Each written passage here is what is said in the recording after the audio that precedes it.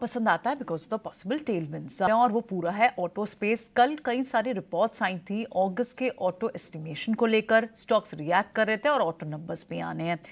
और हमने देखा भी, और आज भी एक report, interesting report in fact Maruti पे आई है, जेपी मॉर्गन की। हालांकि न्यूट्रल किया है उन्होंने और टारगेट प्राइस 8800 घटा कर दिया है। हालांकि मारुति के साथ जो बड़े कैविएट थे वो यही कि उनके पीयर स्पेस में बड़े लॉन्चेस हो रहे हैं और मारुति के पास एज कम्पेयर इतने लॉन्चेस नहीं है।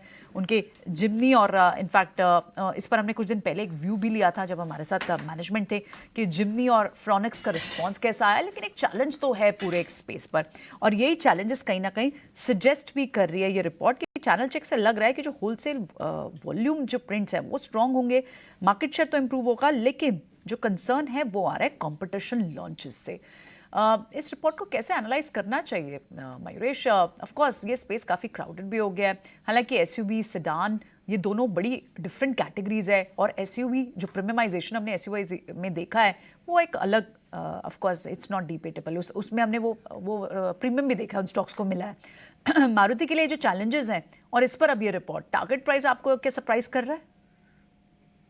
मॉर्निंग प्रियंका। मॉर्निंग। नहीं, ऑब्वियसली एक अच्छे ट्रेंड में रहा है Maruti over the last few weeks, और जितने आपने पॉजिटिव्स कहे ये शायद प्राइस में प्ले आउट हो चुके हैं। अभी मार्केट ये देखना चाहता है क्या ये ट्रांसलेट होते हैं नंबर्स में। दो तीन चीजें आई थिंक जो मैनेजमेंट ने साफ तरीके से की है पिछले तिमाही के नतीजों के बाद। नतीजे ठीक ठाक थे और जो एक्सपेक्टेशन मैनेजमेंट बांध के रख रही है कि जो मार्केट शेयर है मारुति का जो डिप्लीट हुआ था पिछले कई वर्षों में बिकॉज ऑफ कॉम्पिटिशन इंटेंसिटी, जो एसयूवी में एक अच्छा खासा रुझान देखा था हमने इन terms of the buying audience itself, और जो एक लैक ऑफ पोर्टफोलियो था, जैसे आपने राइटफुली कहा, जो मारुति प्लग इन कर रहा है with respective launches in these key segments. तो कहीं ना कहीं आई थिंक जो मार्केट शेयर रीगेन करने की मारुति कोशिश करेगा back to that 48-50% aspirational mark, ये एक पॉजिटिव होगा। दूसरी चीज ये नहीं भूलनी चाहिए कि for an auto company, dealer और distribution network, specially after sales service वाला पार्ट इंडियन कॉन्टेक्स्ट में बहुत महत्वपूर्ण रहता है, जो मारुति के पास across the country at this point of time. तो आई थिंक एक बहुत बड़ा वैल्यू फैक्टर रहता है along with the Nexa showrooms that they are probably opening up.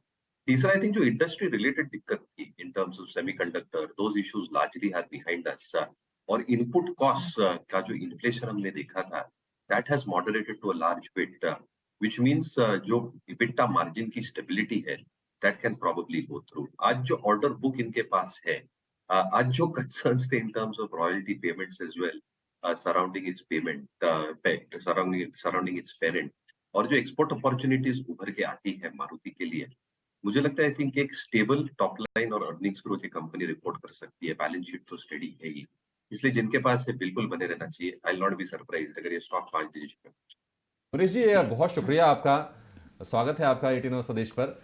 Sir, सबसे पहले शुरुआत जरा ना पैकेजिंग वाले स्टॉक से कर लेते हैं, क्योंकि कल हमने बहुत बढ़िया मूव्स आते हुए देखे। आपको क्या लगता है कि ये तेजी सस्टेन करेगी, या फिर चूंकि मिड कैप में कई बार जनरली ये देखने को मिलता है कि वनडे वंडर भी स्टॉक्स होते हैं, और यूफ्लिक्स तो थोड़ी सी चिंताओं में घिरी हुई कंपनी थी, ऊपर से काफी नीचे आई थी, कल ये चल गई। अब किस तरह से स्पेस को आप देख रहे हो, कहीं मौके दिख रहे हैं क्या आपको? Very good morning to you. I think दो चीजें, एक I think couple of quarters back अगर आप देखें, तो जो दिक्कतें ये सेक्टर के लिए थी वो दो तीन वजह से थी। एक आई थिंक सप्लाई फैक्टर्स अच्छे खासे बढ़ चुके थे, इसलिए बोपेट और पॉप जो दो सेगमेंट्स होते हैं पैकेजिंग फिल्म्स में, वहां पे हमने एक अच्छी खासी सप्लाई प्रेशर और प्राइस रियलाइजेशन में एक दबाव के कारण डीग्रोथ देखी थी in terms of expected top line. At the same time क्योंकि क्रूड के भाव थोड़े एलिवेटेड रहे थे, क्रूड डेरिवेटिव्स जो क्लियरली यूज करते हैं इनपुट कॉस्ट, वहां पे बढ़ोतरी होने के कारण मार्जिन पे थोड़े प्रेशर दिखे थे। तो आई थिंक ये दोनों चीजों की वजह से एक ऑपरेटिंग डी जो हम देखना चाहते हैं और जो हम नहीं देखना चाहते, वो शायद प्ले आउट हो रही थी बैलेंस शीट के ऊपर, and that was causing D growth in terms of earnings expectations.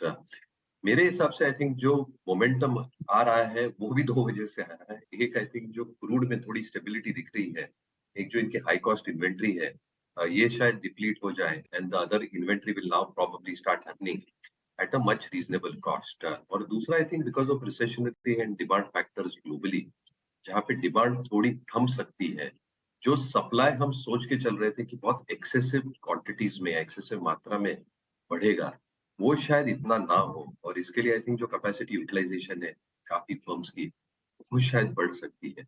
Again second half festivity fill season रहता है, तो काफ़ी कंपनीज़ के जो वॉल्यूम ग्रोथ होती है, वो लार्जली डिपेंडेंट होती है फेस्टिविटीज़ को लेके एंड पैकेजिंग मटेरियल और पैकेजिंग फिल्म्स, ये एक जो चीज़ है, वो डिपेंडेंट होती है ये सारों चीज़ों पे भी। तो मुझे लगता है आई थिंक ये सारे ट्रिगर शायद मोमेंटम बना रही है। बट विद इन दिस मुझे लगता है आई थिंक जो कारवारे हाईटेक फिल्म्स है, ऑब्वियसली आई थिंक स्टॉक अच्छा खासा चल चुका है। बट आई थिंक थोड़ा बेटर प्लेस्ड है in terms of both their speciality films that they are probably doing. जो टॉप लाइन ग्रोथ इन्होंने हासिल की है पिछले 2 या 3 वर्षों में and because of the speciality nature of their business एक सस्टेनेबिलिटी फैक्टर लगता है compare to a lot of बॉम्बेट एंड बॉम्ब film makers. So I think Garware hi tech film जिसके पास हो वो शायद बने रह सकते हैं। बाकी स्टॉक्स में शायद ये टेलविंड्स की वजह से मोमेंटम।